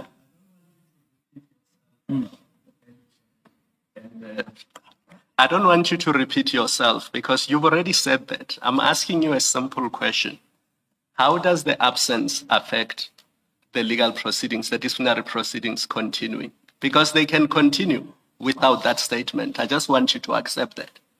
Chair, it can continue without Could the disciplinary proceedings continue without Mr. Wicks' statement? It can continue. Let's just stop there.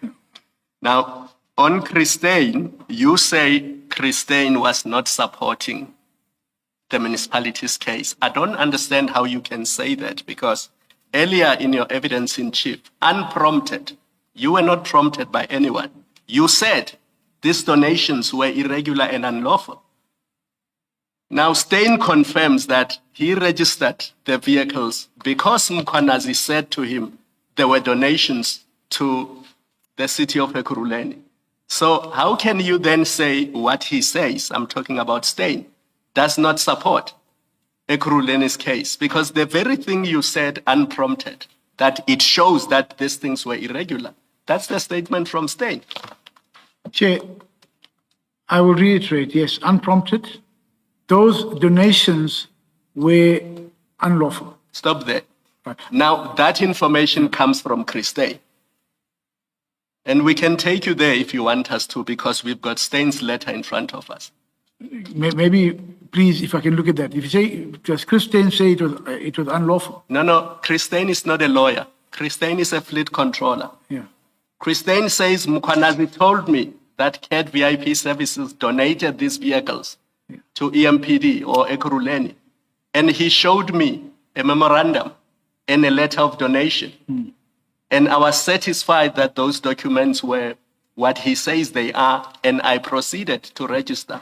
Now, unprompted, you said that's unlawful and irregular. Yes. So what Stein says happened, you confirm that it's irregular and unlawful. So why then do you say Stein does not support the employer's case? But Stein goes more, Chair. Stein goes more to that.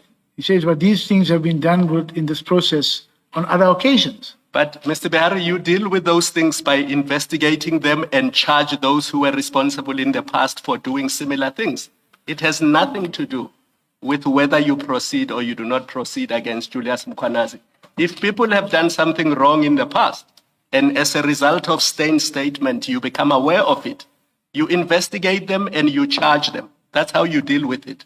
You do not say it impacts on the sustainability of the charges against Mkwanazi. You do not say Chair, no, Chair, respectfully, the issue of Christine going further to that and say it was done, that had an impact. Because if Mkwanazi says he went to Christine, he asked him what was done, Christine says, come next day. He goes back, what do you need? So Christine, dealing with other transactions in that fleet and arrangement, guides him in this way. Then he took guidance from Christine. And that is why I'm saying to say, I'm not saying it's unsustainable in total, but the witness is going to come and say, but I guided him, we're doing this. So how is it then to say that you haven't followed the process, which I agree, but now Christine guides in this way. So why not look at the impact, but why is Christine guiding something on a totally incorrect process? Then who knew about that stuff? Because it was not a donation in the way it is done in terms of the city. Could it be a donation dealt with by fleet and other departments in the province or whatever it is? But from the city side, from what we request from a donation, it is not the correct process. So you're raising defenses for Julius Mkwanazi. Is that what you're doing? Chair, it is not an issue of raising defenses. It's an issue of looking at what were the possible defenses in terms of prospects of success, which affects us going forward. If these are the issues or the gaps that we identify, and we don't look at how we can close it, you can't wait for us to go into the open environment, whether it's disciplinary or bargaining council or courts, and then decide, no, These are the issues. It is not about that, Chair. It's about being proactive in the sense that it's not about a defense for Julius. It's about what the witness on behalf of the city is going to say. And is it a possibility that that court or whichever environment could take the city's, the witness of the city, which we call the witness. So I'm saying that it's not about a defense, Chair. It's about dealing with the issue and not waiting to lose a case. And then. My last. Last question. I'm mindful of the lunch break. Now, you are head of legal for the city of Ekurhuleni, and an investigating person from Ekurhuleni comes to you with this information. When they look at paragraph 55 to 60 of your statement, where you say to them, these are material gaps, they have the effect of affecting the sustainability of disciplinary proceedings against Mukhwanazi. I mean, what did you expect Chris Erasmus to think looking at this? Because the effect of this is that we don't have a good case against Mukhwanazi. Isn't that the effect of this? Chair, no. It is about becoming aware of what are the risks if we proceed in this form. Exactly. No, Chair, it's about becoming aware of what are the risks if we proceed in this form, and how do we as a city ensure that where we are doing the discipline, we are able to secure what our intended outcome would be. So in the serious note of what's been going on, our intention would be to secure. We can't go on a wishy-washy or say, okay, let's go on with the case, and then find maybe some way it'll be cured during the evidentiary issue. That's not the way I've been dealing with those methods. We look at and that is what I'm saying, that someone will say to you, but are you not overreaching your side? I'm going to leave it there. I think